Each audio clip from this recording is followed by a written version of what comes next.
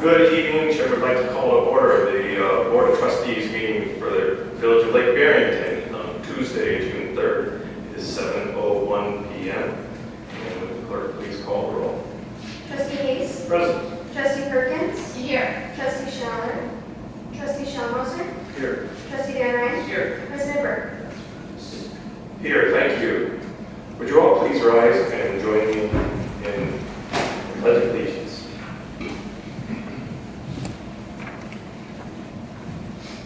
I pledge allegiance to the flag of the United States of America and to the republic for which it stands, one nation, under God, indivisible, with liberty and justice for all.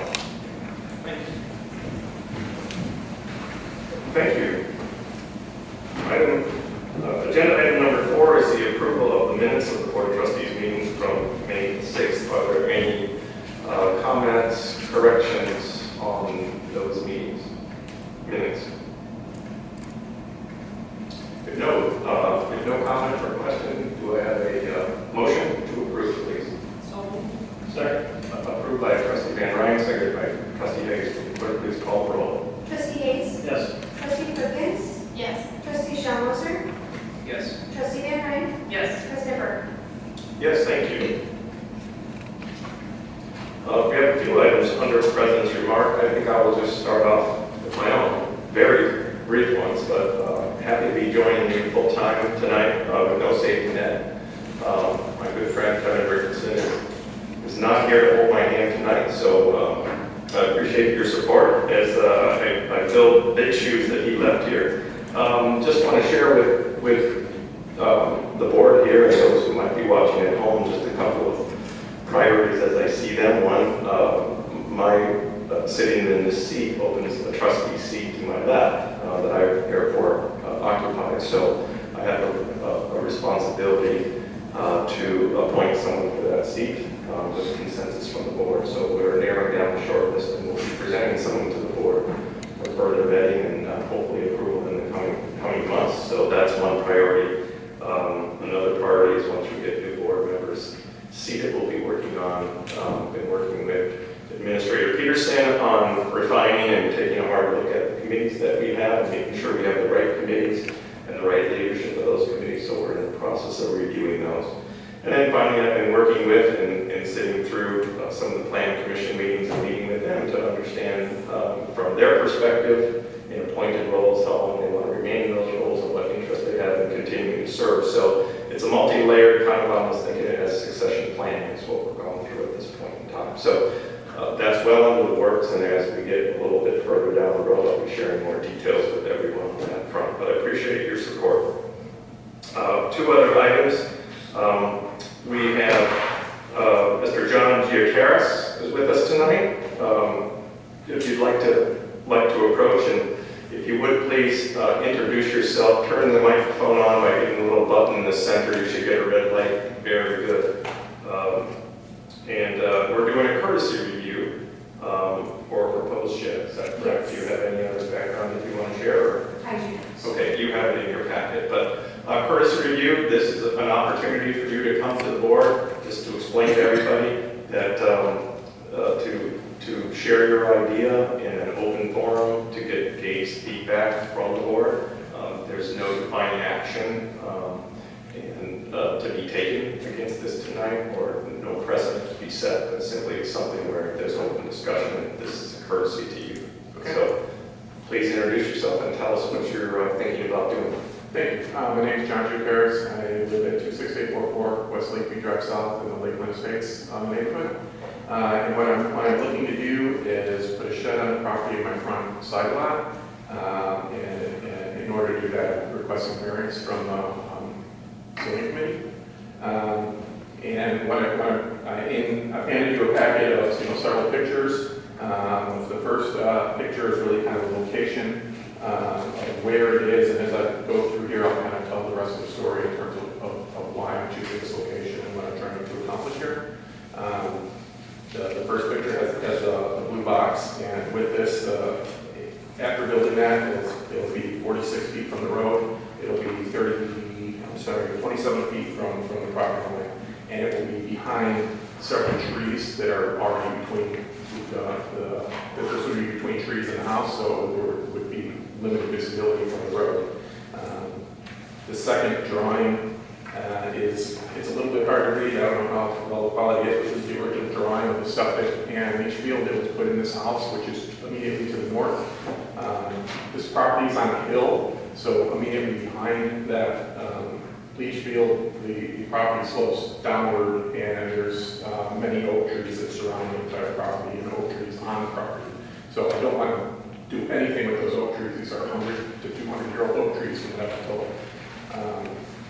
The third picture is kind of the overhead view of the property, and showing the trees that are everywhere, and the shed will be between the house and the trees that are immediately to the south and bottom of the picture.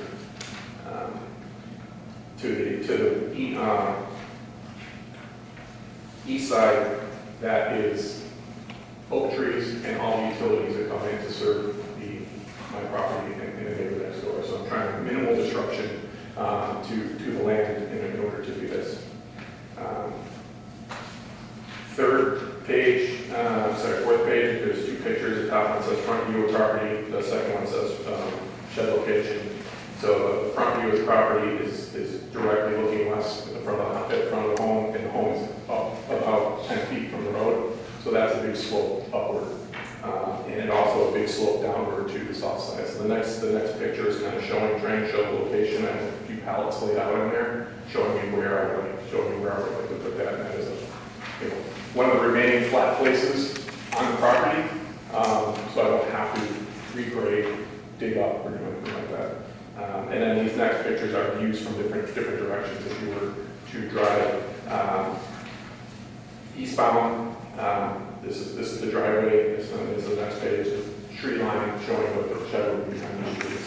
And basically, the rest of these pictures are views from each direction of the intersection, so that you can start to gauge all the natural growth that's already there, and I don't want to move any of that.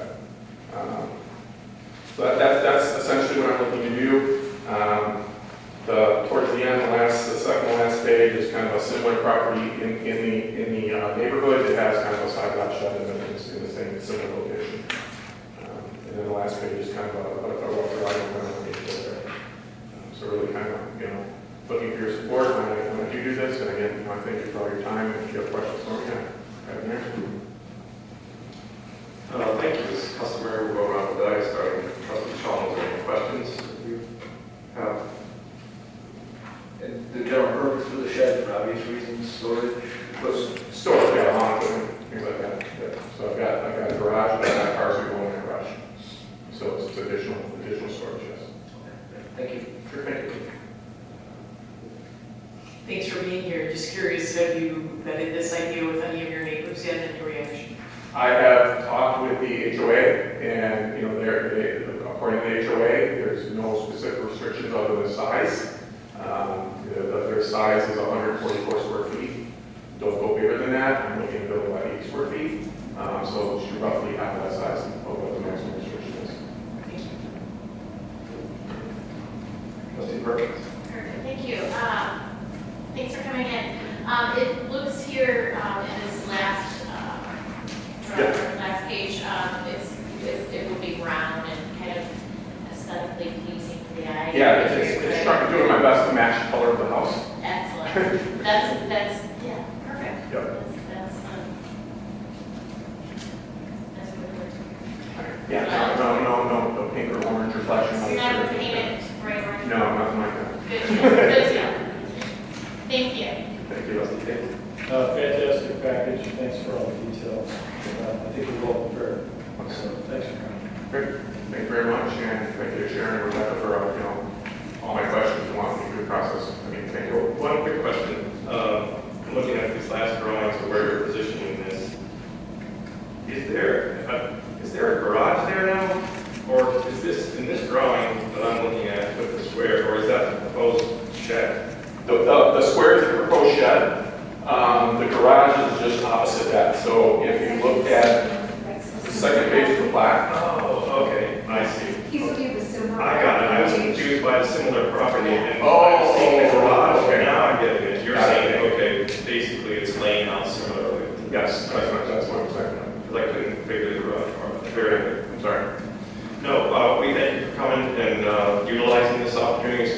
board, gauge their reaction to it. That's the whole point behind this. So far, it seems pretty positive. Okay. So thanks for being with us. Thank you very much. Appreciate all your time. Thank you. Thank you. Have a good rest of your evening. Also, under President's remarks, we have with us Mr. Don Storino from Fidelity Consulting. And everything, oh, good. Where does we Should the camera be Oh, on? Sorry. welcome, Donna. Nice to see you. And always good to hear from you. And Thank you tell for us having what's me. new and happening in Springfield. So, hot off the press, glad I could be here, glad I could be at your quasi first meeting. So, sorry for this Kevin's last meeting. So, I was in Springfield. So, the legislature adjourned about 1:30 a.m. on this Sunday, the 1st of June, which was about 90 minutes past the constitutional deadline. But they were able to get the budget done beforehand. So, three main things that they do. They do the budget, they do the revenue, and then they do the TIF, which is called the Budget Implementation Bill. So I'll give you some of the highlights and then just open it up for questions and then add a comment. So the Illinois state budget is $55.2 billion, about a $2 billion increase from the previous year, with revenue of $55.3 billion.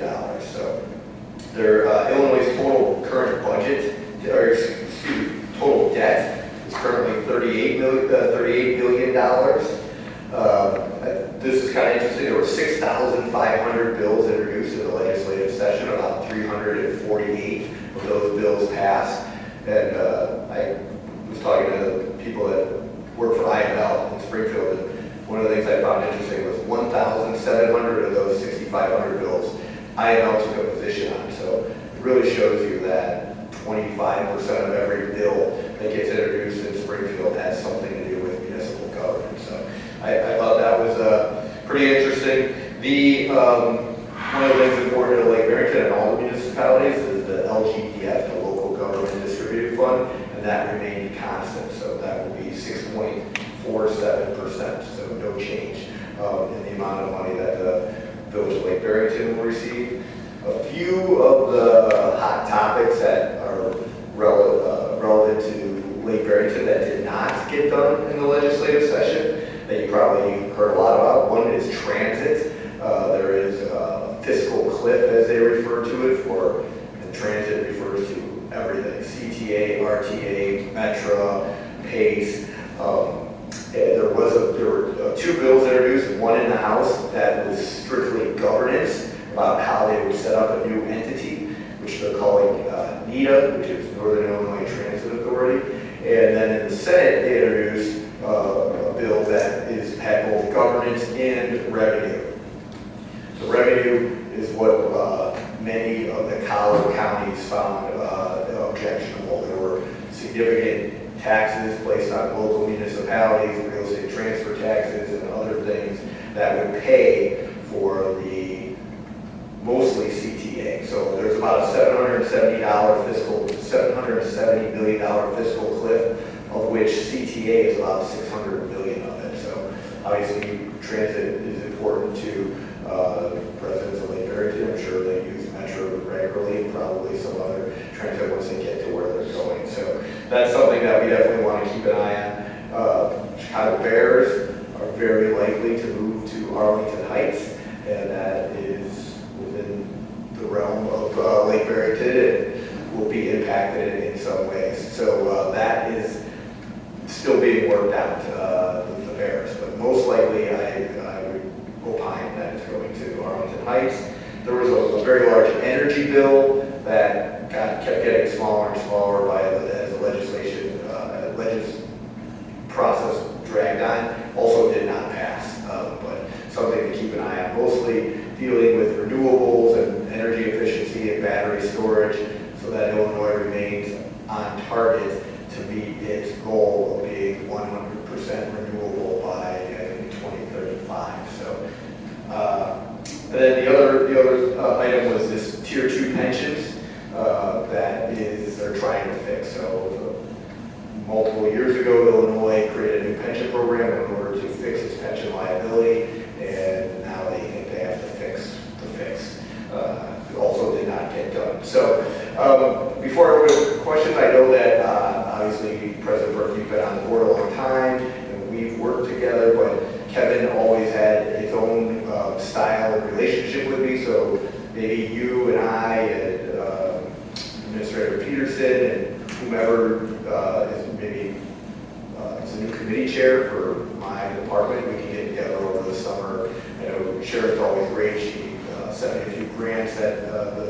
village has applied for that we'll be working on over the summer, but maybe a good time for us to get together and just level set now that we're not back. Oh, and that's a good point too. One other thing, normally when the legislature adjourns, the last thing they do is they set the veto calendar for October and November.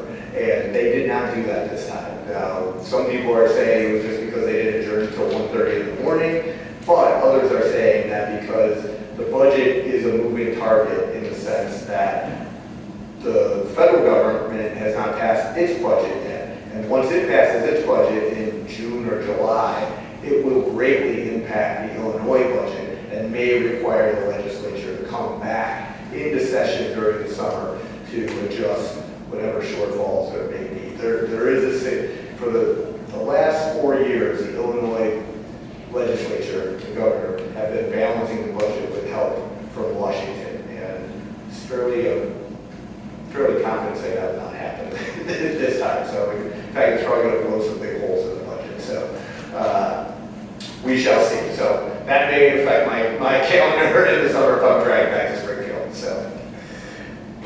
Great, well, thanks for that offer. We will certainly take a look on that and spend some time together talking about expectations and how we work together and things that we should be paying attention to and working on. So thank you for that, and thank you for being here. And as is customary, we'll just go around the dais, see if there's any questions for you, starting with Trustee Hayes. We could spend hours talking on all this fun stuff. When you mentioned that didn't include the pension liabilities. It does not. That's just a general obligation. Exactly. I guess what is on my mind though is, Illinois is like ranked 41st or was a few years back. And we sent more money to Washington than we're like the 41st on the list of recipient. I'd like to have a broader discussion about that in the Parliament Tonight's the Bears, how that can impact us, I guess, when we get to that point. So, but absolutely, you are right. We are how would you say it? A net provider. We send more than we get back. by a long shot. By a lot, yeah. And other states are not, and the Bears, I do think it's relevant. I mean, I feel like, especially with 53, it's going to be a big part of that. Ingress and egress transit is going to be part of that. And now that 53 is officially dead, it's another thing that we kind of need to talk about. What's going to happen to all that land that I got acquired through eminent domain? They have to redistribute it in some fact. I mean, there's going to be a whole discussion about that. So happy to have the conversation. And if allowed, it doesn't violate the Open Meetings Act, I hope Absolutely. Trustee Perkins. Thank you very much. Thank you for being here. Thanks for all the info. It was great as usual. I have no questions. Thank you, as always. Trustee Anna. Thank you so much for being here. I agree, great information, but no questions. Thanks for being here. One quick question. There was discussion of merging the CTA pension with Metro, the state. You may have touched upon it. Did you hear anything about that? Because that could be potentially catastrophic for us. I agree. And that was, I believe, one of the poison pills, so to speak, that the municipality. So the Lake County, would be president, the head of Lake County Board, head of DuPage County Board, came to all the Howard County, said very strongly worded letters about their concerns over combining the pensions, absolutely. So I think they're going to have to, I think they're in a good place on governance, on creating a new board, making, one stop shop. Like one of the most common complaints that they would say they heard from residents is you need 3 different types of, like if you took Metro to CTA to PACE, you need 3 different types of tickets to get on. And they want to create one transit authority that you can use the same ticket to ride any type of transit. I mean, it makes perfect sense. I really only take Metro. I don't, so not since I was in law school did I take the Yale or but it makes sense that you have one ticket. So I think governance and things like that is pretty much well settled. I'd be happy to send you that bill. I don't think that's going to change that much. Evedina Delgado from the city in the House was spearheading that, and then Ron Billy Bowlen, who has parts of Skokie and the city, was the Senate lead. The Senate is where the problem came in, because they had revenue and various other funding on how they were going to fund it. I think you're right. I think it did combine the pensions. And, you know, on that point, it's easier for the passenger, right, one ticket, but it's kind of a Trojan horse, right, because now it's collective ownership, so it's collective sharing the pension liability. Great point. And so that, I don't know. Seems to me you should be able to drive without combining the pensions. I mean, you know, but maybe that's too easy for them. But you're right, and that's why I mentioned the CTA is the bulk of the unfunded liability, and so that's partly where the suburbs are saying, like, listen, Metro's not that poorly run. We don't have a lot of issues that you do. And oh, by the way, just raise tickets. We'll pay more to ride the Metro. Whereas the city is pretty insistent that they don't want to raise fares on the CTA. Not that anybody wants to pay more, but I just think, you know, for reliable transportation, it's still a good way to get around. So, the Kennedy also reopened. If I thought that was if anybody that goes to the city to watch it, and they opened a month early. So I haven't yet rode it, so or driven to the city. I just got back yesterday from Springfield. So Yeah, I had a chance. It's great. yeah, It just makes a big difference. it does. So it should make the summer a little bit more palatable getting to the city for those who go. Well, thanks again for being here. Our former president, Richardson, in his own words, used to talk, you know, as we all know, he was quite a political animal, and he knew this arena extremely well. And he used to just refer to me as, Andy, you're not really a politician, but you're just really good at getting stuff done.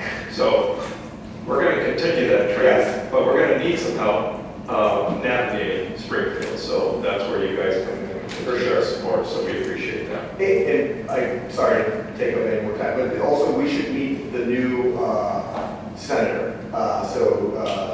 Senator Dan McConkey, who's represented Lake Barrington for a long time, resigned. Yep. And Senator Darby Mills was appointed. I had dinner with her about 10 days ago in Springfield. She's very nice. She's from North Barrington Hills, I think. And so I mentioned that I represent Lake Barrington. She's dedicated to making sure that, you know, we get things that the village gets what it needs in Springfield. So, Absolutely. yeah, but that's another thing we should put on. We'll do that.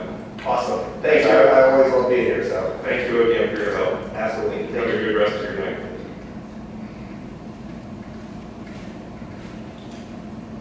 All right, that's it for President's remarks. And next item on the agenda is the first opportunity for the public to address the board on agenda items. Is there anyone here that seeks to speak at tonight's meeting? Being that there is none, now we get a little bit out of order in deference to some folks that I see here from Honey Lake B, because we want to move up agenda item 13A and B, which are two ordinances that we want to be discussing, and so the clerk will need to note that the minutes need to reflect that we've made a change in the agenda to accommodate folks' time. So with that said, we're going to move to agenda item 13A. And this is an ordinance, considering an ordinance amending the official zoning map, which is part of the Village of Lake Barrington zoning ordinance, RE zoning map amendment relative to the following adjacent properties at 22375 North Pepper Road and 22381 North Pepper Road.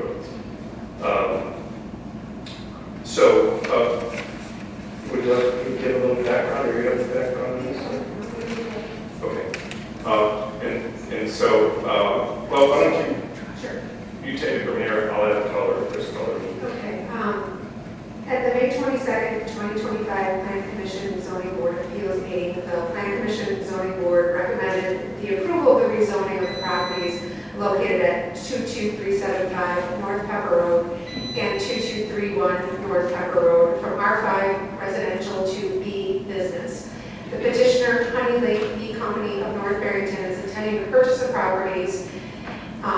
The intended use is to tear down the existing residential structure and replace it with a retail store consisting of a retail storefront and other rooms for the storage, processing, and packaging of honey and honeybee related products.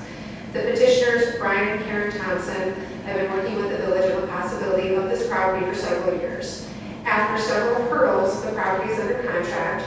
The property will remain in escrow with the Thompsons as zoned R5 until it closes. If the village board approves the rezoning of the property, the zoning will change to B, business, upon closing. The Plan Commission made recommendations to the village board to approve the respective change in zoning districts relative to the adjacent properties commonly known as 22375 North Pepper Road and 22381 North Pepper Road.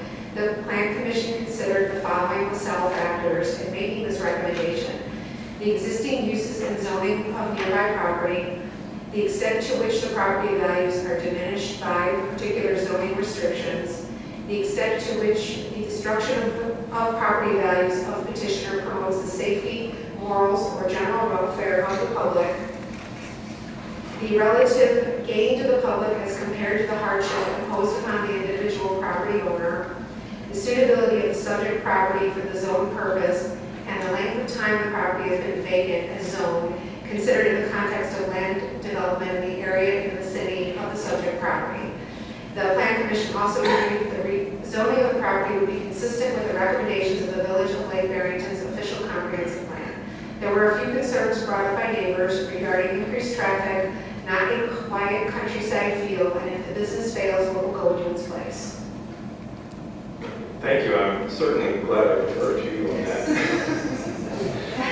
Save me from losing my voice. Thank you very much. A very good setup, and I see that we have the Thompsons here. So we'd like to invite you, whoever would like to speak or speak on your behalf, to come to the podium and introduce yourselves. Turn the microphone on, please, if you would. And this will allow you to introduce yourselves, please, and present your plan to the board, and allow the plan to ask some questions of you. So, nice to see you both again tonight. Thanks for being here. President Burt, thank you very much, trustees. My name is Matt LaSousa. I represent Mr. Thompson, Honey Lake Bee Company, as well as the purchasing entity, which is Pepper Road Realty Company. I'm going to change it a little bit different from what we did at the Planning Commission. I would just like to see if I can dot some I's, cross some T's at the outset, and Mr. Thompson speak to his intentions and plans for the land itself. I do know at the prior hearing there was some question as to the uses of the adjacent properties, and I believe, that certainly helps. So this is the subject property here. It's currently zoned R5. Immediately to our east is PJ Pools, which is also zoned R5 property. However, it is a non-conforming use. It is being used as a business property. Immediately to our west, this is Village of Lake Barrington property. It consists primarily of wetlands. And then all of these properties up above us to the north are also R2. Part of it is conservation property. But everything else immediately across the street from us, that's dooring, landscaping that is partly manufacturing here, and then business to the west. And then, of course, everything else is considered manufacturing property. So virtually everything on Pepper Road, with the exception of these two parcels, being R5, everything else is business use, and even the one property, which is currently zoned R5 as a non-conforming use, is also a business use. In our experience, there's simply no desire for anybody else to come in here and put a residential property. I did refer to it in front of the Planning Commission as the ugly duckling. I'd like to change that a little bit because really there's a different vision for it, and for tonight I'm going to call it the poster child for rezoning. And it really is. There's just simply nobody else that's going to come into this particular property and try to use it as residential property. And that's partly our concern as well, because we purchased the property as R5 and we put, Mr. Thompson intends to put over $1 million into this particular parcel of property to develop it as a retail establishment. There's simply no future market as an R5 property. So that's partly what grounds our desire to see that it gets rezoned from R5 to B1. Some of the dot the i's, cross the t's items that I don't want to bore everybody. I have a 30-page application for rezoning before you. I don't want to reiterate everything. I just want to make sure that we understand that we have the proper notices that were out to everybody, published, posted on the property, and mailed, of course, to all the interested owners. I do want to make sure that everybody understands that Mr. Thompson previously at the Planning Commission, we can do so again tonight, attested to the contents of the application for rezoning, and stated that it would be his intention to adopt all of those as true and correct. Bringing you up to speed on ownership of the property, this has been a long road. We originally submitted a contract in January of 2024.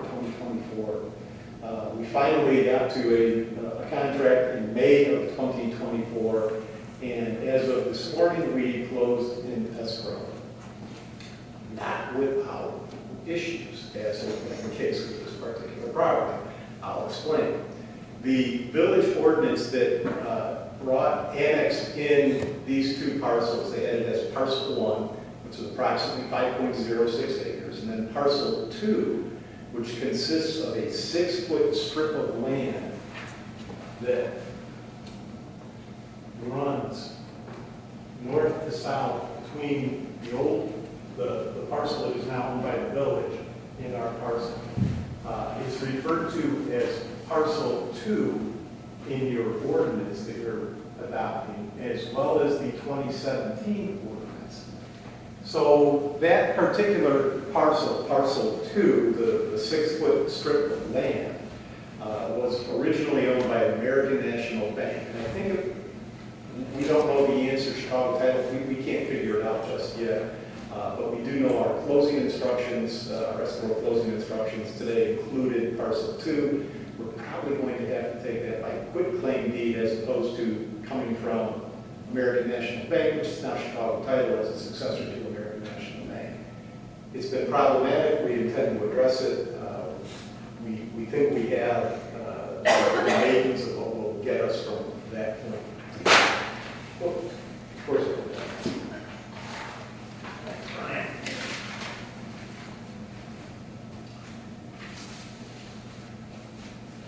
the remainder of this, I don't want to bore everybody with details. It's been, like I said, it's been a long process. I'm going to let Mr. Thompson speak as to what his intentions are as far as the property. If you have any questions for me, I'm going to address them now or after Mr. Thompson speaks.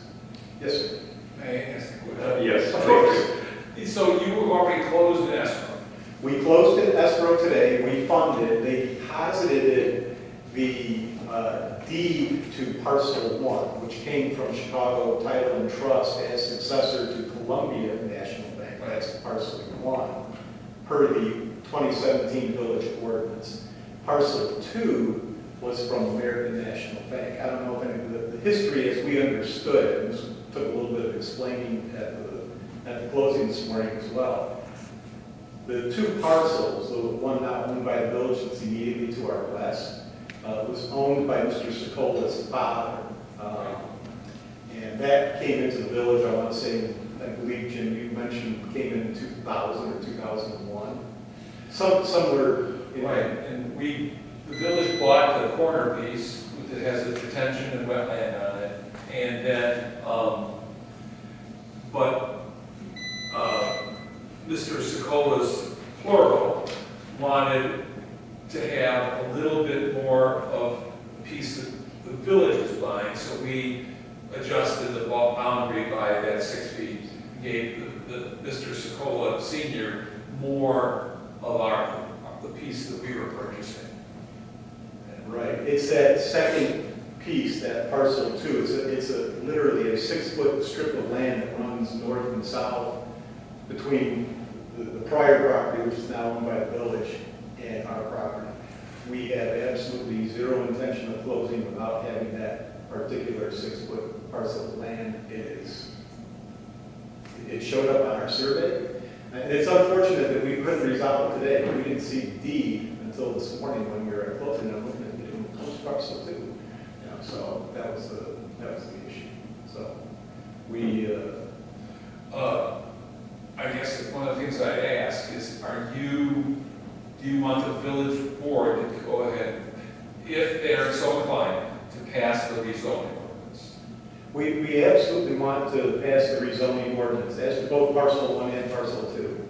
Parcel 2, we believe, was conveyed by Mr. Sokola's father to Sam Sokola. I don't know if that's junior or however that works, but it was conveyed to him, and he, of course, was a taxpayer on that parcel 2. Parcel 2 is also part of your ordinance that you're considering tonight.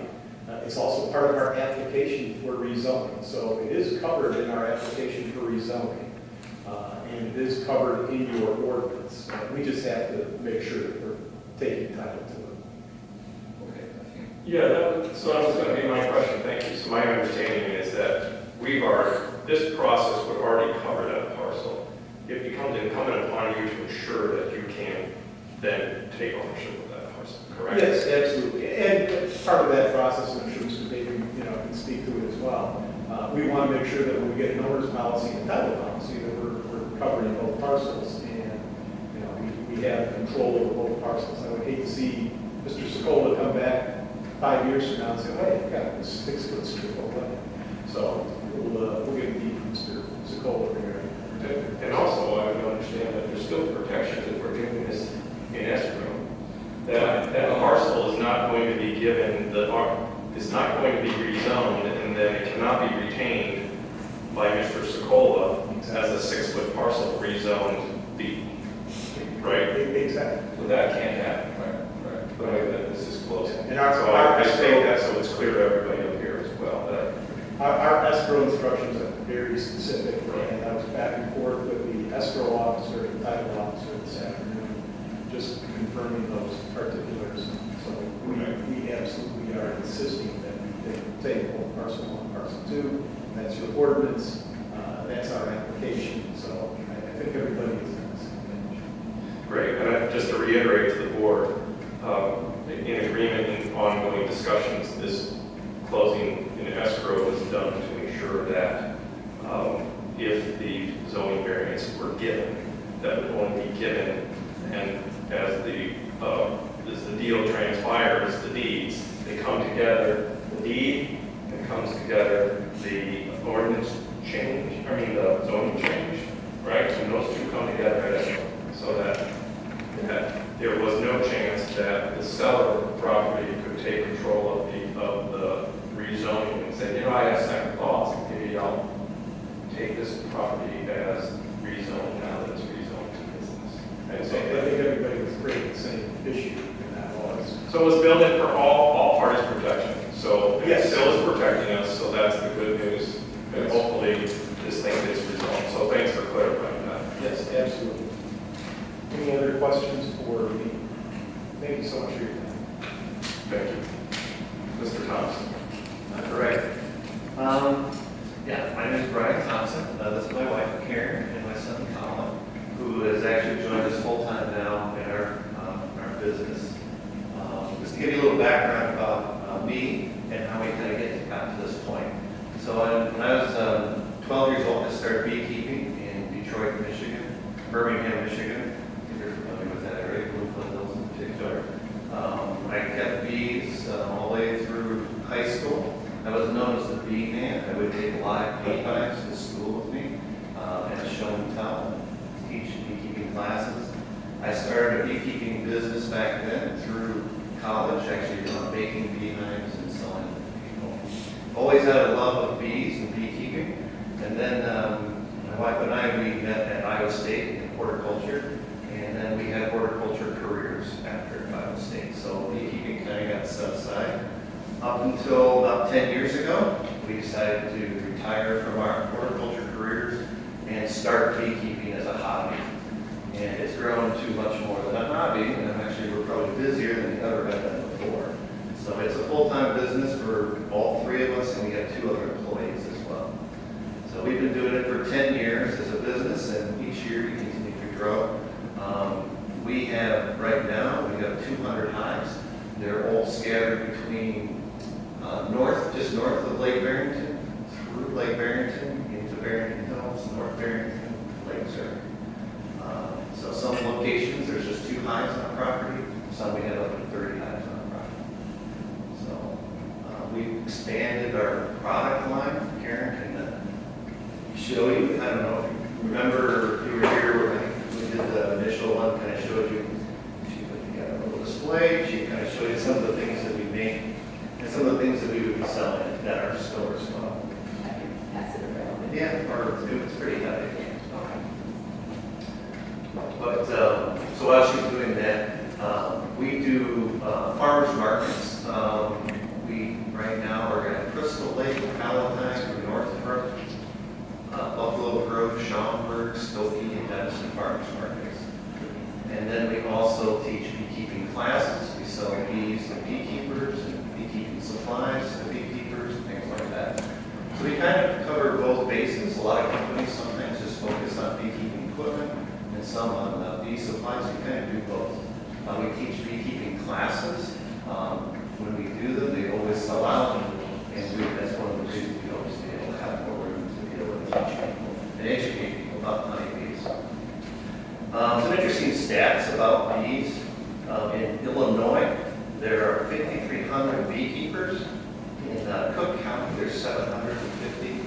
Lake County, there's 481, and McHenry, 279. In total, there's 36,000 beehives in Illinois. Beekeepers that have 200 hives or more, there's 10 people in Illinois. We're one of them. So there's not many beekeepers of our size that have this many hives. It's kind of unique in that way. So yeah, in Lake County, there's 2,800 beehives. In Cook County, there's 2,300 beehives. And those are kind of our target customers for our beekeeping supplies and beekeeping equipment, things like that. The building that we're looking to build, kind of updated our poster from the last meeting to kind of give a better rendition, so you can kind of get a better feel for what it looks like. This is the current architectural drawing of it. Colors, we haven't decided on yet, but it'll have kind of a stone facade, kind of like these do down here, and kind of a country feel. We don't want it to be, just big building, but an inviting building, something that people will want to come to and enjoy being at. So, this part here will be our warehouse, kind of commercial kitchen. It's not 2 stories, but it looks like it is. It's only 1 story, and this will be the retail area. We really liked this property, and we stuck to it for many years. I've had beehives at Mr. Sokol's property now for about 4 or 5 years. And over that time, I talked to Mr. Sokol about purchasing the property and got more serious about 2 years ago. And the reason we really like it is just because of the natural surroundings. We think it'd be a really good fit for our business. I have to be honest, there have been times along the way that many people suggested us, why are you looking at this property? Go find another one. There's many other ones you could probably do. But we really love this property. We think we can enhance the beauty of it with the marshes and things like that. So we had Doring do a little landscape plan for us. We really want to work closely with Doring. They're really excited too. We want to do a lot of native pollinator plants and things like that on the property and make it a place that destination where people want to come and kind of walk around and see the possibilities. And Doring wants to kind of use it as also for them to show their customers what the native plants can do and where they live and things like that. Because of the diverse environment with the marsh and kind of upland areas, it makes a really neat setting for all of that. I just add one thing, just in case the trustees weren't aware, the property itself is 5 acres. 3 of the 5 acres are considered a wetland, so those 3 acres are not capable of being developed, so only 2 acres can actually be developed on this particular parcel. We're kind of modeling our store around Savannah Bee Company. If you've ever been to any of their stores, they've kind of a chain now. We visited the original store, Savannah Bee Company. A lot of the products that we make is kind of similar things that they do, and it's kind of that all-natural kind of feel. That's what they're going after. And we would probably partner with some other small businesses in the area that also make companion products that would fit what we saw as well. Any questions? Well, thank you for the introduction, and thank you for being here. Sure, I'm sure that our trustees are interested in probing at this a little bit more, so we'll start to my left with trustee Shaw. Thank you so much. I feel your passion. We definitely like bees. I know when I was 9 years old, a bee flew in my family and stung me 8 times. So when they say it was your stinker, I don't believe it. So I think this would be therapeutic for me to get in touch with the bee community. But this is wonderful. I think we're very fortunate that you selected Lake Barrington to build this out. And I think it's in keeping with our main brand. So thank you very much. I didn't mention, but yeah, we actually have been residents of North Barrington for 25 years, so we're very familiar with this community. We raised both of our sons here, so we really like it. I salute your patience, your perseverance. Congratulations on your journey and your success. I'm curious, you said you have 3 employees other than your family. What are their roles? They're, we have 2 other girls right now. They attend markets, sell us bottle, label, and things like that. Yeah. Great, great presentation. Thank you for being here. Thank you. I am so excited for you guys. I was here for your first meeting you came. I remember it well, and I'm absolutely thrilled for you. Congratulations, and I can't wait to get out there and see your shop. Thank you. When do you expect to? We hope to, What's left? if everything goes right, we hope to get it up before winter, finish it over winter, and open next spring. That would be the plan. Excellent. Well, best of luck, and I just can't wait. Thank you.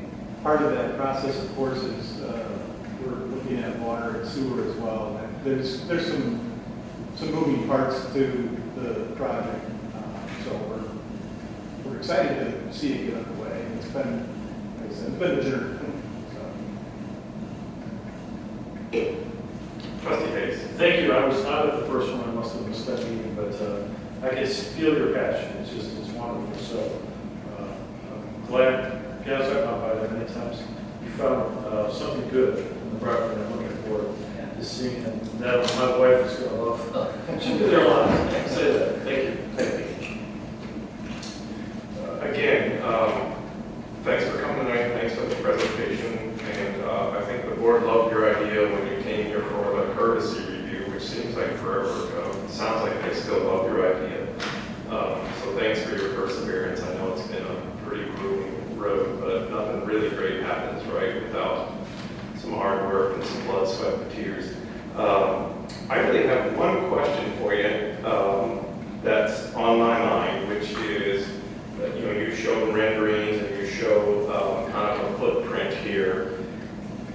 Have you spent time familiarizing yourself with the prevailing requirements for all the permitting, and have you already determined that you have, with the buildable land and the setbacks, that you have the land you need to create what you have here? We're pretty, yeah, we certainly researched it and looked into it. We feel pretty confident that we're within the boundaries of what.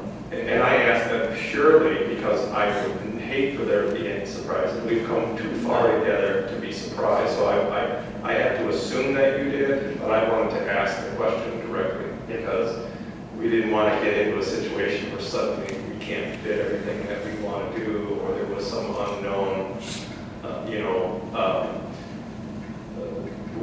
reason that you couldn't get it done. And part of that also knowing the sensitivity to the wetlands and the setbacks to the wetlands are being an important part of this equation, right, as well. And we talked to some of the engineers that do that type of work. Good. Figure out what area we can work with. Right, so you'll actually have to have it delineated, and then once it's delineated, because that's always the question, but you have a pretty good idea where it is, they'll delineate it. There was a delineation. There's an existing, right? Yeah, it was done about 5 years ago, Yeah. I believe. So we're familiar with that one. Right. And of course, they'd like to do wetlands delineation in May, which has now gone past us, but Right. I believe it's state association. Yeah, it was the So we're fairly confident that the wetlands delineation will be very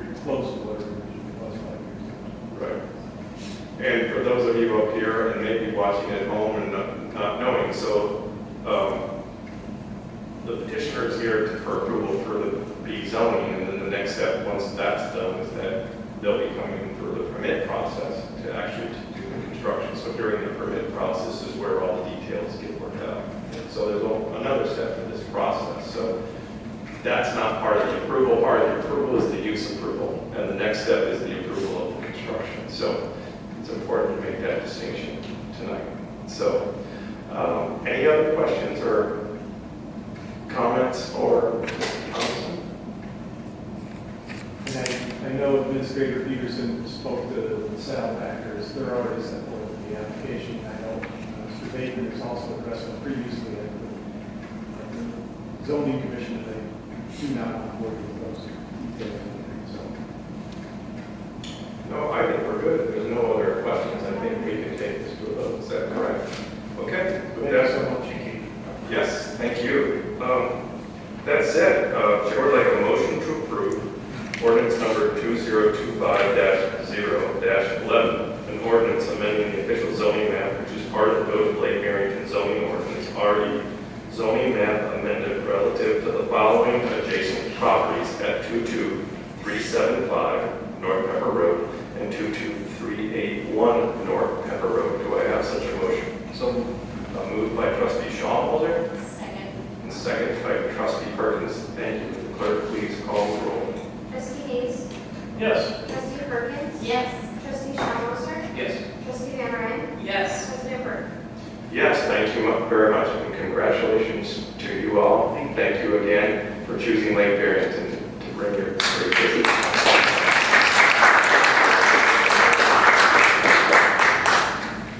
And as I like to say, you are under no obligation to stick around for the rest of this meetings. I always say get out while you can.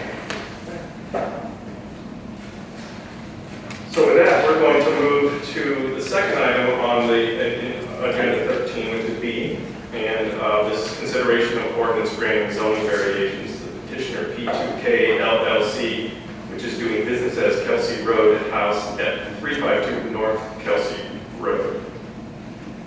You want to do a little something for that? Sure. At the May 22nd, 2025 Plan Commission Zoning Board of Appeals meeting, the Plan Commission Zoning Board of Appeals granted a zoning variation to Kelsey Roadhouse located at 352 North Kelsey Road to allow the petitioner to install a trailer to be maintained on the property for an indefinite period of time for the purpose of serving as a beverage trailer to provide drinks to patrons of Kelsey Roadhouse. In 2024, the village board granted a temporary special use permit to Kelsey Roadhouse as a test for the concept of an outdoor drink trailer on the property. The drink trailer was allowed to be used from April 1st, 2024 through October 31st, 2024 to gauge its success. With the trial period being over, staff met with representatives from Kelsey Roadhouse to discuss the next steps, which would be to apply for zoning variation to allow the drink trailer on a permanent basis.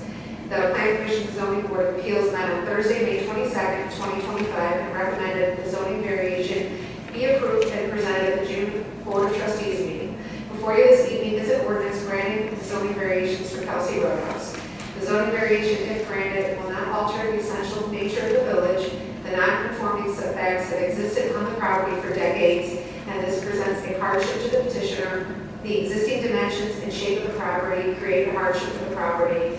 The conditions upon which the request for a variation is unique to this property.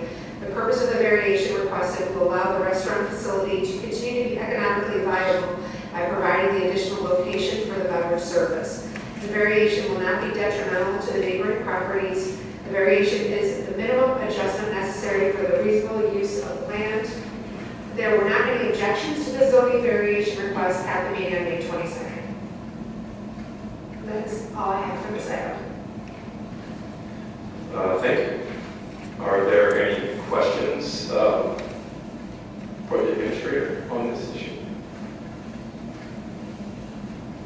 Questions, comments, concerns? No? Okay. If not, then Chair would like a motion to approve ordinance number 2025-0-12, an ordinance granting zoning variations to the petitioner P2K LLC, doing business as Kelsey Roadhouse at 352 North Kelsey Road. Do I have a motion, please? So moved. Moved by Trustee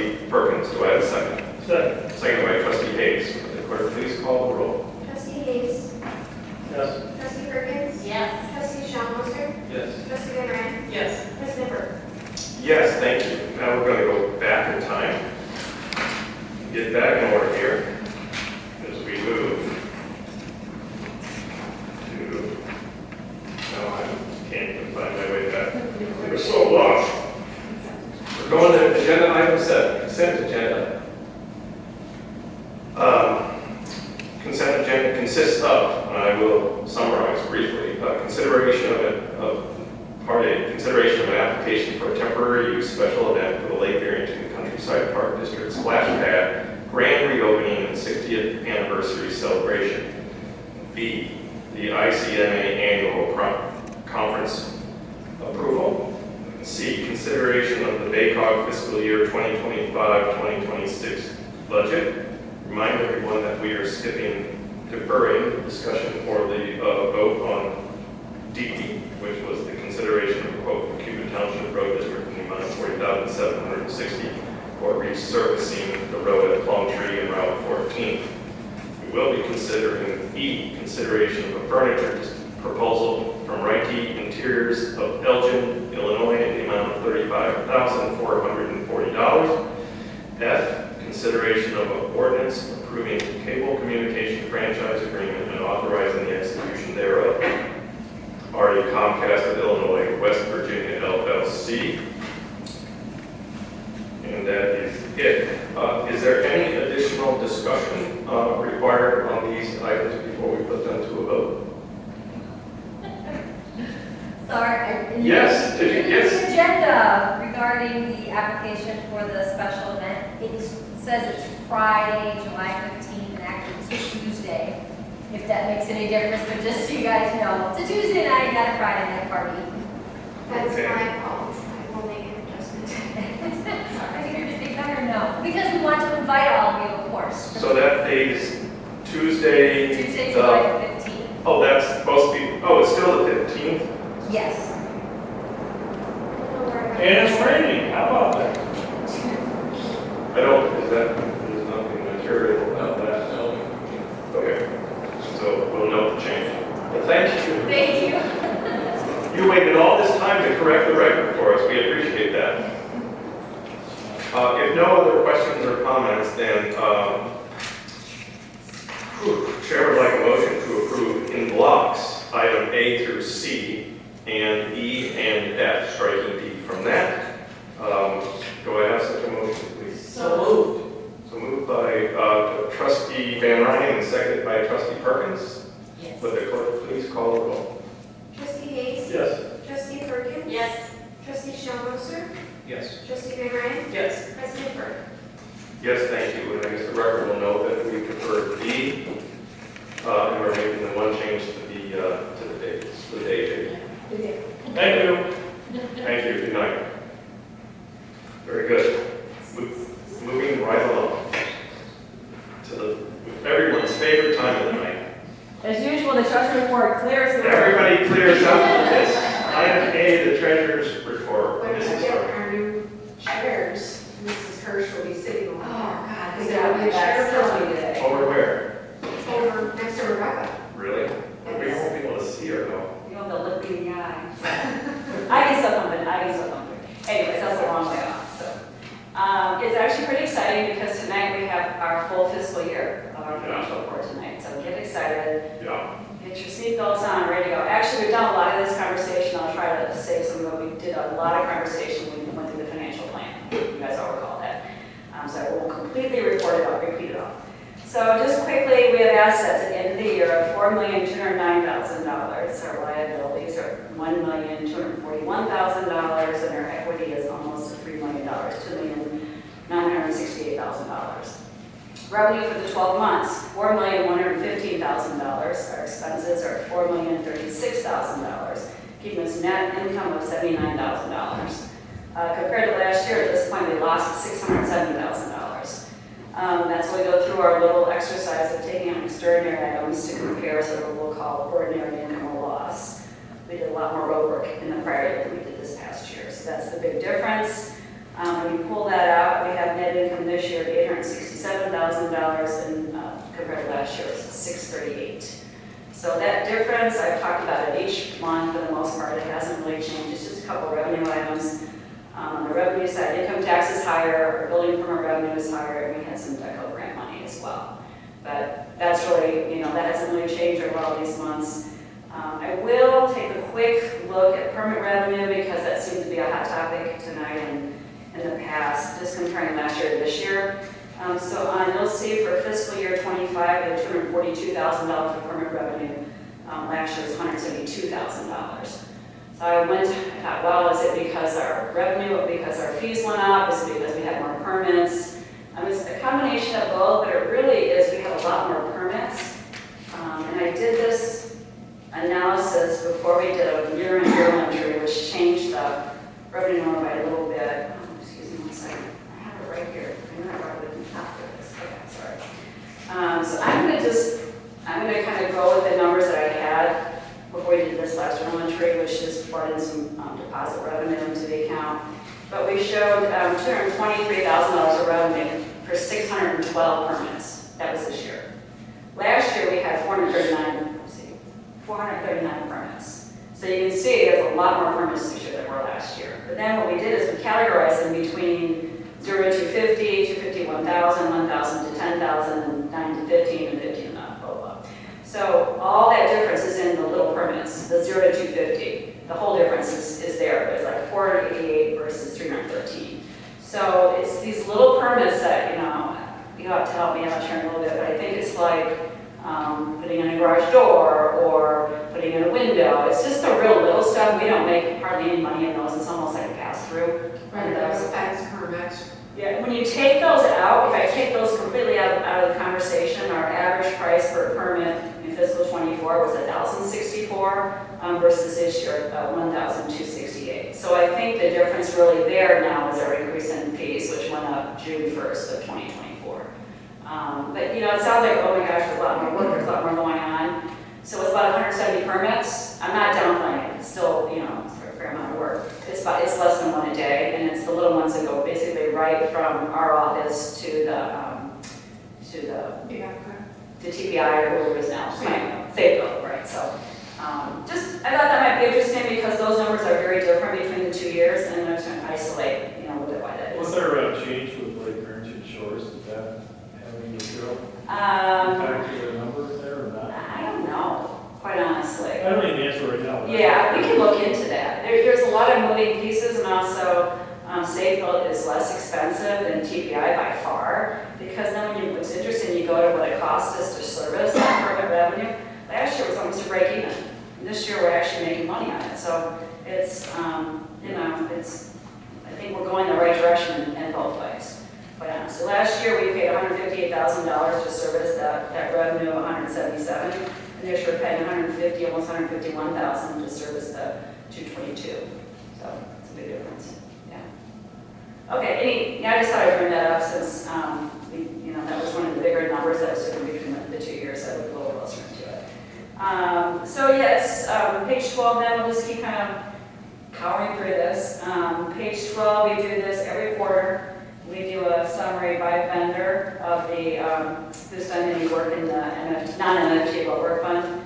And you can see it's my page 12 of the report. But Cuba Township does the bulk of our work. It's almost $67,000 worth of work. And you can see in there, if you kind of go to where culvert replacement is in there, you can see where we do culverts. I think I counted 6 or 7 this year. And the average is right, $3,000 to $4,000 worth of culvert. In addition to that, we paid them $160,000 for their maintenance. Their monthly maintenance we paid them was $13,321 a month. Reclamite application was $73,000, and that was corrective asphalt. We use them just pretty much once a year. Doran does a little work on the sidewalks. They plow the sidewalks in the business park, and that's about $4,000. And then Geske and Sons, we paid them $650,000 for the road resurfacing program. And then just some little ones here for traffic maintenance for the county treasurer and state treasurer I got for some work in the signal areas and so forth. So we've done that once a quarter just to kind of show you where the money in that account is being spent. Okay, now we can move on to the budget to actual. That's actually a more important number. It's kind of seeing how we did compared to what we thought we were going to do. We did a lot of work on this 2 months ago when we were doing the financial plan. So we'll just update you where we are from that point, so we don't have to rehash all of that stuff. We're a little bit off. We were predicting 2 months ago, we were predicting a, excuse me, one second, my notes are the wrong way. We were predicting $123,000 loss. Well, we came in $66,000 ahead. That's about a $190,000 difference. I'm like, oh, that sounds so horrible, I can't tell the board that, oh my gosh. But then when I analyze it, it's $100,000 revenue going the positive direction. We took in more in income tax, and we took in more in utility fees that we were expecting that last couple of months. You know, sometimes those numbers just jump up and they're hard to predict. And then we spent a little bit less than we were expecting, $90,000 less. So in both cases, we underestimated revenue, which we tend to do, we overestimated expenses, which we do tend to do. Just to be conservative, we want to try to be, directionally correct, but to be conservative. So anyways, it's just off about 2% from what we thought. So anyways, I always get a little nervous about that. Oh my gosh, I would be so wrong, but it really wasn't that far away. But the good news is we ended with a very healthy fund balance. Our fund balance at the end of the year was $3 million, which is about 11 and a half months. So that's well above our target. When I stress target, it's not minimum, it's not a target. Our minimum is 6.5, 7 months. So we're well over that. We did just transfer $300,000 from the general fund to the infrastructure fund. That lowered the fund balance in the general fund by a month, this 10 and a half months. So there's an excess of $800,000 in the fund balance. The discussion we were having about the Northwest Highway, Kelsey Road, Plum Grove Road. I mean, if we need to come up with money, is that basically what we would do, is move money from a general fund? Well, we currently have moved $300,000, so there's money in there now. That was the thought this year. Oh, we just moved it in there. It's in there. That was the decision the board made That's right. a couple months ago or So so. that's sitting there in anticipation of future projects. Some expenses this year, we know engineering for the road work that is going to MFD fund, and then for this little stuff as well. Correct. But that was unanticipated. The $40,000 was unanticipated. We did that, but Right. there are funds. Okay. Yeah, I think the win too of this year is the wants versus needs. I'm sorry, what? The prioritization of the budget Correct. this year, going for this year, by determining what we need to have, this needs to function versus what would be nice to do. And we have that guy behind us. These things like that came up tonight, like, hey, there's $40,000 came out of nowhere. So I think it's a big one, all that happens. Okay, any questions on the general fund before I move on? Okay. We'll go quickly to the marginal tax fund. There's $676,000 in that fund right now in current assets. Over this year's fiscal 26 is only $343, so we're more than well covered to get that over done from that fund this year. And that's just the actual work on the roads. The engineering will come from the infrastructure fund. Is this the year we're using it or not using it? Fiscal The year we're using it. 26 this year. Okay, and then page 21, the water sewer fund, you'll see net current assets in there of approximately $1,007,000. You can see on page 24, just the income statement, which is always interesting to look at the end of the year. We lost almost $139,000. Of that number, $104,000 is depreciation expense, so it's a net cash loss in that account of about $35,000. So that's what we're in conversations with that to make sure we don't keep spending that down. And that's coming in basically ahead of budget. There were a number of repairs that Parksburg Road did not do. Not sure why they didn't, but they put these things on the schedule. We would budget them, and they didn't. Do we know why? They need to get done or cost less? I just don't think they got to it. I don't think there's any reason other than that. Okay, and then finally, once a year, we do throw in the open space bond fund in here, the balance sheet and the income statement. It's really just servicing the bond, the open space bond.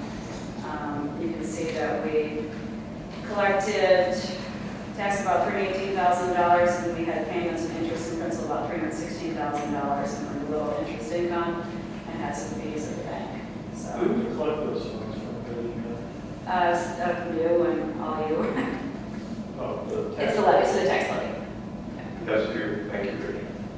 And, Thanks for your not, contribution. well, and it's not just the residents, but the business part pays into that as well.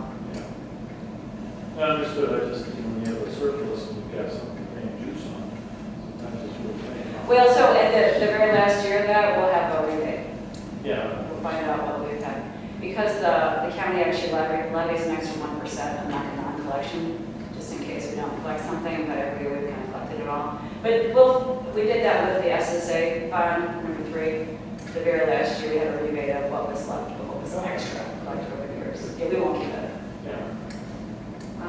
That's pretty much all I have. I did go through the warrants, and there's really nothing unusual to mention tonight. I will mention one that's not on there. We did book an expense to Speedway for $6,193, but I did not request a check.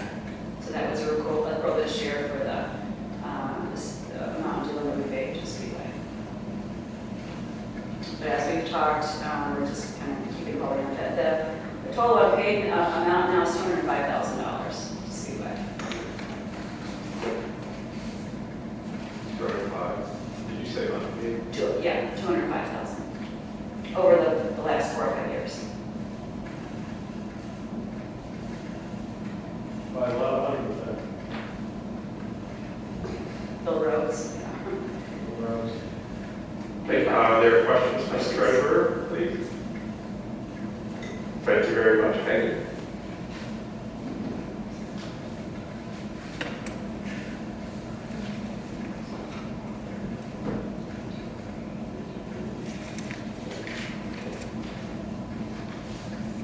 All right, excellent. So Chair would like a motion to approve in block items 8A through C. A, approved financial statements as of April 30th, 2025. B, pay bills in the amount of $119,986.07 as listed on the accounts payable warrant A dated June 3rd, 2025. C, pay bills in the amount of $130,323.90 as listed on the accounts payable warrant D dated June 3rd, 2025.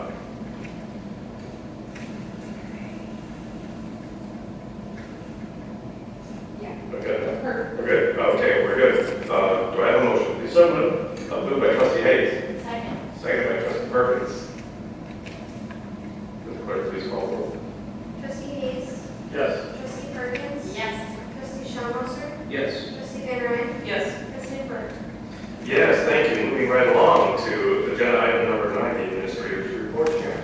I have just a brief report this evening. I'm getting quotes right now. I'm getting the village hall areas that were remodeled painted, so that way everything's not so off. It will look very nice once we have new furniture and paint. So I'm working with painters right now, getting quotes. Once I have that, I'll present that to everybody. So I have this evening. Great, thank you, Sharon. What's that? Are you getting quotes in here as well? Yep. Oh, I mean, not for the dies, but for the walls and everything up to the ceiling. okay. Wait, what color wall are we getting? No, Mom. Oh, Mom. No. I've been told it's marvelous. I was pale yellow. Probably a nice white. I think you need to consult with Susan on this offline. We don't want to do anything that without her express written approval. Thank you, Sharon.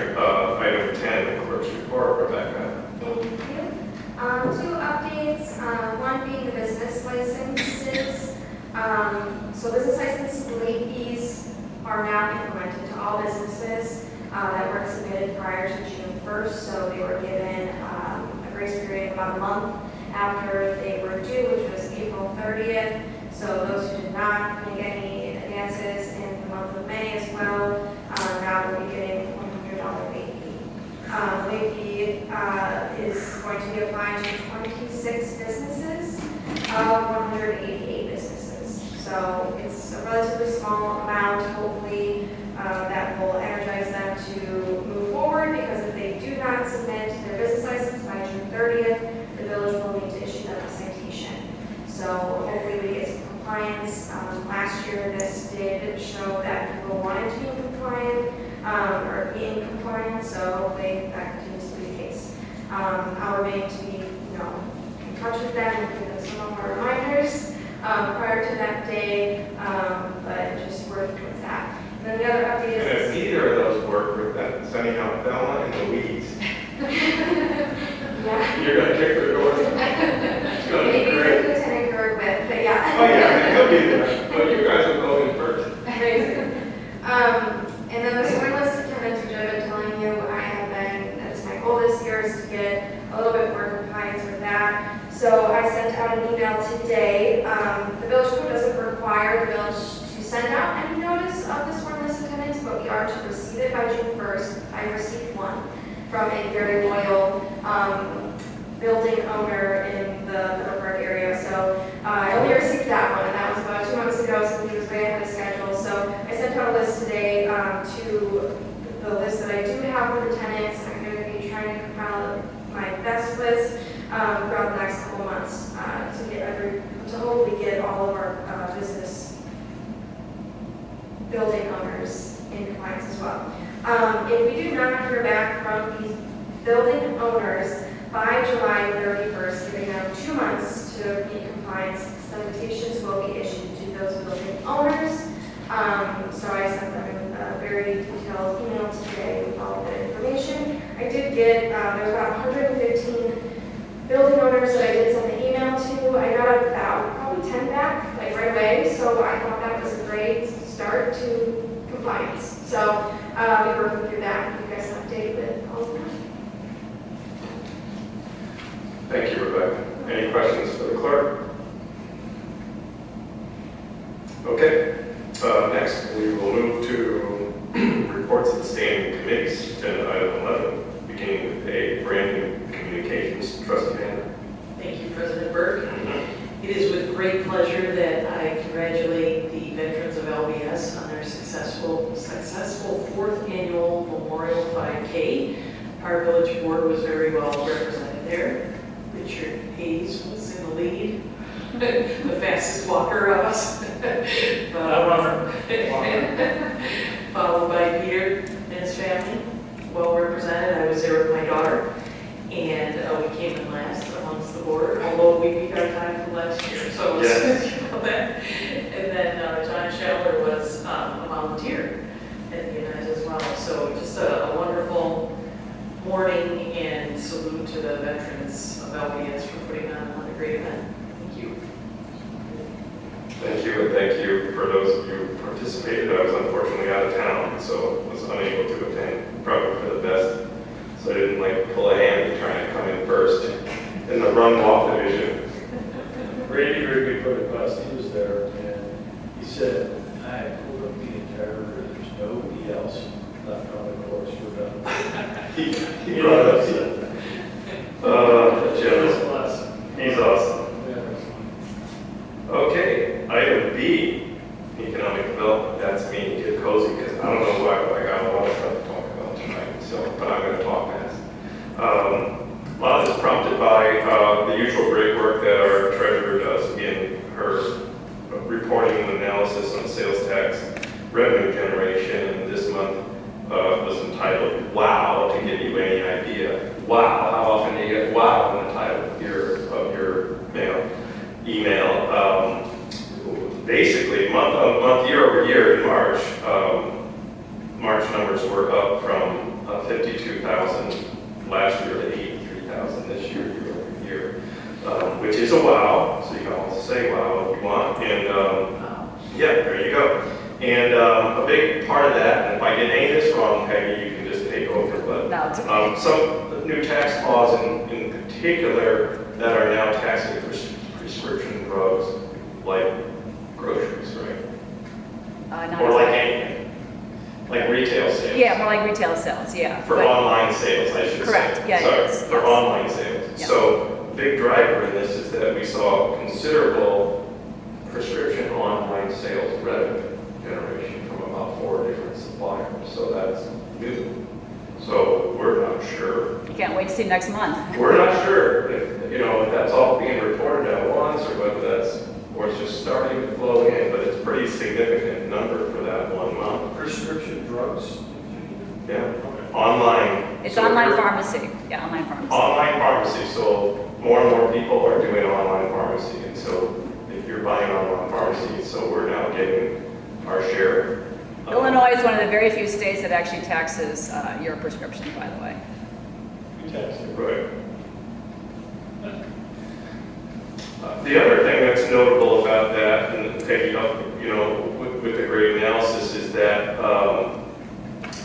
online sales tax continues to be a larger and larger component. So that's growing nicely, and even see it necessarily a reciprocal drop in local. We see some, but not a reciprocal drop. So all in all, we're seeing increases. So year over year, from fiscal year 24 to 25 for the full year, we're up about 46,000 in retail sales tax year over year. So we're seeing growth on both sides, which is very exciting. Restaurants are performing really well for us. So I keep coming back to the work that we did with them during COVID, and see that they not only survive but are thriving. In fact, a couple of notes on that. Met with the owners of Onion Pub a couple weeks ago, and they were just kicking ideas around. They wanted some clarification on their on their zoning and what they were allowed to do with their property. They have this big, beautiful property, and they just are convinced it's still underutilized, which it is. I mean, it's a big, beautiful property, and they're really looking for ways to generate more. What we used to say in the business is profit per square foot, and they have a lot of square feet. And so we just kicked around some ideas, nothing formal, and they're putting together some ideas, and I've invited them to come before us to do a courtesy review of some of these ideas, and I think they'll be pleasantly surprised with what they're thinking about. So I'm not going to state it publicly and steal their thunder, but it's pretty interesting things that they've got. And I said, bring it to the board. I'm sure we'll be wildly supportive of this. They're an icon. They've been with us now 20 years, which is hard to believe. And they've been a big part of the community. And they want to be more successful, and we want them to be more successful. Lake Barrington Steakhouse. I think their permits are approved for their sign. I think the sign installation is started. If you drive by, you'll see that it's started. So that's going to be done in a week or so. I think so. And that's pretty exciting, and we'll look forward to it and seeing it and evaluating it. Remember, there was a lot of discussion about the video board and was it going to be too bright or too flashy and too distracting. So we'll be the judges of that while it's driving by. So we'll pay close attention to that. Also recall that the board had made indications to the owners that the village would participate financially in that sign construction. So that's something that we'll talk about next month or whenever the final invoices are submitted by the owner. So once those invoices are submitted, then we'll take the matter up into consideration as to how does the village want to participate in some part of the sign grant like we've done in the past. Other couple of things. Recall Kate Marker was moving her showroom to Barrington, but we continue to see business coming out of that, so we're excited and we're thrilled. We had another company do Frenchies that said they were leaving, and they did, and they came back. So, We're not sure they ever left, Rebecca? well, they actually maybe never left. but We're they're not back. sure about that. And that's exciting for us. They're a different unit, so they're. Yeah, they're in a new unit. What kind of business is And what is Dog that? food, Dog food. yeah. Yeah. Yeah, it was Rick's, it was Paul's Specialty Pet Food or something. Right. And then Joe Frenchie, they bought it and changed it. Yeah. Right. Where was this? I'm sorry. Is that Pepper? Is it near Tree Time? It's near State Graphics, I know. Yeah, it's right across, it's in this parking lot across from State Graphics, yeah, Or across the driveway, State Graphics. yeah. Right past Cam. Oh, on Pepper. It's on top of, Yeah. yeah. Right over there. Yep. And then one little bit of sad news, Tattertees has noted that they're closing. So after almost, what did they say, Rebecca, 15 years, 13 years in business? But I think they're going to move to more of an online format. I think it's just gotten difficult from a bricks and mortar standpoint. So we thank them for all the years that they did business in Lake Barrington and wish them well with their online business. And that is my report. Thanks for listening. External relations, that's also me. I don't have a report. We're contemplating, I think we'll keep this. I will be the Bagcom representative, although first meeting that I already missed, because I got mixed up when I was out of the year and gone, so, but we'll keep that in mind, but that's up for consideration as to whether we still need it. Kevin was much more active and all those kind of things, but there are still some of those that may need to be done, so more to come on that front. The Finance, Human Resources Administration, Trustee Hayes, your turn. The only thing I would say, we had a great meeting this week with the Barrington Fire Protection Group. John Shaw was there, Rebecca was there, and Sharon was there. We discovered a lot of things about the relationships over the years in that, and we learned a lot about how they operate. I certainly did. I don't know anything about fire. So John was there. We got a history from the new chief. He's been there about 3 years. We got some of the business permitting, of course, you get fire inspection. Well, there's no formal agreement with them related to that. So we discovered a whole bunch of things that about them and about us that we can make this all so much better with the idea of reducing everybody's workload. One thing I would say that I walked away with that I thought was very important and valuable is for them, they're firefighters, and they need to know the buildings are going to go fight the fires in. So they're more than willing, and they know they need to familiarize themselves with the battle space in which they got to fight fires. And in that, they're able, and they want to, know that and have them provide these inspections over all these years. However, it's a resource bandwidth thing, right? So it's how do you find a way to do this effectively? So there's more to follow, much more needs to be done, but I think we're going to have a big win out of it for everybody. That's what helped, especially Rebecca. And she's done amazing work in trying to get us, I would say, in all the areas, and thank you for this, of just really getting everything lined up so it's right. Whether it's the business licensing, the citations, and citations aren't coercive, nobody likes to do them. But this is just another area, and I think we'll be much more efficient with the idea, I hope, and I know you hope too, that she doesn't have to be burdened with all the follow-up she's having to do with that one area by just changing it. And the fire chief wants to get with his team to come up with how they're going to do it, instead of us kind of saying, this is how you need to do it. Other also note is he budgets the cost to do those in his budget, and that was not clear to us. So I think there can be a win on this and more to follow. So that was, I said, the big thing since last time. So that's all I have. Thank you, Trustee Hayes. Item E, roads and infrastructure, Trustee Shaw. Thank you, President Burke. Rather light week, or month, I should say. Woodford Trail is winding down, 90% complete. Last week was a pretty bad week for work, a lot of wet weather, still worked in a couple days, but ramp up, hopefully be done over the next couple weeks. Thank you. I have a comment and a question for you. Comment is I drove through it today on my way back from the airport. It looks amazing. If I lived there, I'd be very proud of my streets.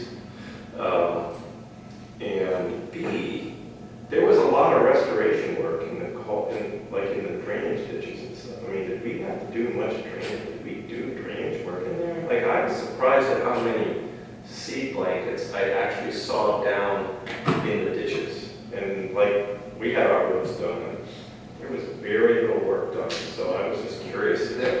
That wasn't discussed really. If they did it on their own, I think they're trying to overachieve. Yeah, I don't know, but when I see seed blankets in the ditches, it tells me the ditches were disturbed. So the question is, why would you disturb a ditch unless you were? I mean, if you drive through, maybe I'm a little bit crazy, but it just seemed like there was restoration work that was happening in the drainage ditches. So that was just my observation. But they've done a very nice job of putting the seed blankets down all along the roadway. And as you know, in the past, it's been a bit challenging. Yes. Especially if it's, we got it done. The good news is we got it done early enough in the spring that it's getting spring rain and not drought like in my neighborhood. Right. They finished the project in June, July, or whatever, and we put seed blanket down and it just collected dust. I mean, and some neighbors try to water it, but most people's sprinkler systems don't go all the way to the road for good reason. So a lot of that seed. So it's just something to tuck away because we have a real struggle in these states like Barrington with getting that grass to grow. And people are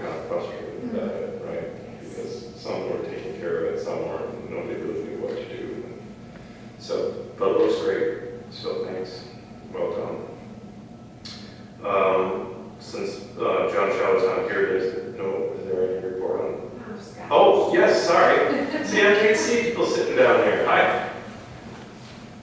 But Lieutenant Kurt is here. Good evening. Good evening. Thanks for being here. You're welcome. What's going on in your world? Not too much. I don't have any major incidents to report over the last month. And I know it's been talked about a couple of times already during this meeting, but when you talk about issuing citations, if, probably for the administrator and the clerk, if you ever do need our assistance in doing that, we have done that for other villages. If you feel that it's a safety thing, we're always more than welcome to help. So if you're not sure, just give us a call and we'll let you know what we can do for you. And finally, I know Trustee Schaller's not here, but thank you to the veterans of Lake Barrington Shores. They did invite the sheriff and some of the deputies to the Memorial Day service, and we did attend. I was there as well, and really nice service. Learned a lot. They had a general there that gave a very interesting speech about these different memorial sites outside of the United States. Trustee Hayes was there. I never knew anything like that, but really great service, and I was thankful to be there. So. Yeah, American battlefield monuments, cemeteries around the world after the wars. That's what it was. Yeah. Randy Reed, former trustee.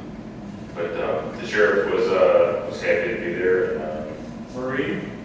He was, or is. The sheriff is a former Marine.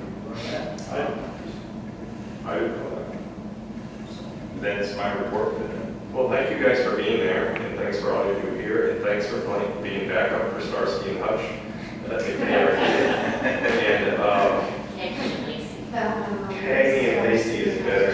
That's right. I should tell my Louise before. Isn't that flattering, isn't it? It's like a couple of criminals driving off a cliff. Probably not a good visual. And but Starsky and Hutch, I just pictured the car, you guys in a red car going down. Well, believe it or not, She was so passionate. I just saw that, you said red car. and your offer is very well received because of that I can tell you these two, there was an attest that there was a couple of places that they decided to go check on who were kind of AWOL on certain things. And it was a little creepy. And the rule was never go alone. And if you really hit the creep factor, don't go at all. Or now, I never said come get me. So I'm going to tell them to come get you. So, or someone from Lake County Sheriff. So if ever we really thought that we needed to have a little bit of security in what we're doing. So thanks for that offer. We appreciate it. Absolutely no problem. And thanks for being here. Last but certainly not least, Trustee Perkins, open space and special events. Well, thank you so very much. It's a short one. Just don't forget, put it on your calendars right now. Everybody put your phones up right now. Put on your calendars, June 19th, 6:30 to 8:30. Fire farm. For National Guard. Everybody put it on your calendar. Okay, got it? Everybody got it on your calendar? Okay, that's it. It's gonna be fun. I already told all my neighbors and all my friends to put on